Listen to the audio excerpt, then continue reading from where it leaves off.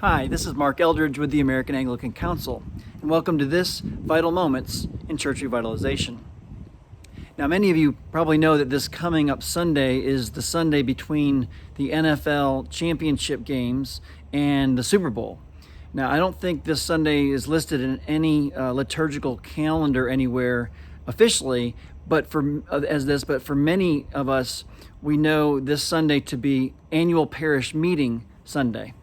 It's just a bunch of people have figured out that this Sunday is a good day to have the meeting because you're not competing with any major football games that day. So, and let's be honest, nobody really cares that much about the Pro Bowl. But annual parish meetings. So you think about annual parish meetings, maybe your church is having one this weekend or sometime around now anyway. These meetings are a great time to be thinking about the church's vision and what have you done in the last year and what are your goals and plans to fulfill the vision better in the new year, more than just doing budgets and electing vestry members.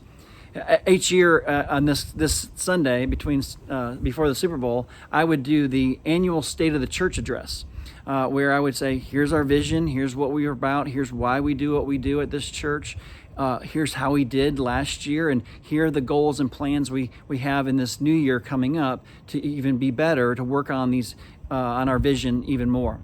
And so I just want to encourage you to think about that. If you already have some real specific goals and plans for 2020, great, good for you. And we'll be praying that you just achieve all of those goals.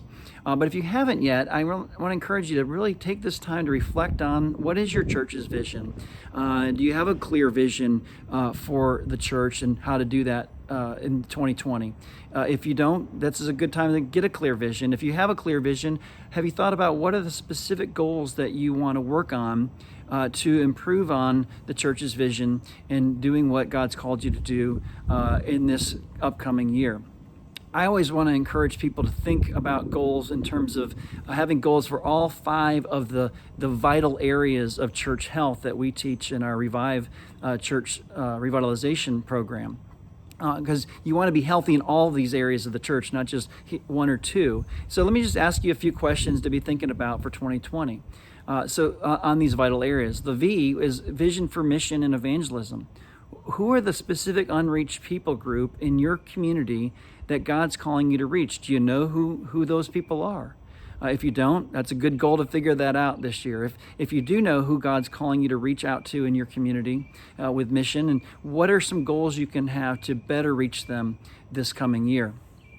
The I is intentional worship. What are your plans this year in 2020 to be more intentional before, during, and after worship services to welcome in and be hospitable to your visitors, to welcome them and assimilate them into your church family?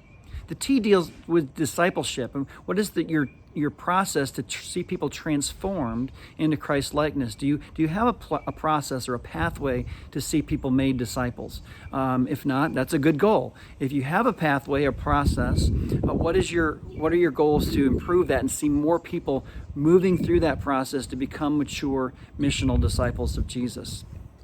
The A deals with authentic community. How are you going to improve on helping people enjoy the fellowship and family and belonging within the church family there in your congregation? I mean, it's more small groups or other fellowship events that you can plan. And finally, the L is lay mobilization. Now, I don't know any church that I've ever come across that doesn't want to see more members get involved with ministry, both in and outside of the congregation. So what are some goals you can have this coming year in 2020 to see more people move from being members and active, but being serving in some ministry, both in and outside the church?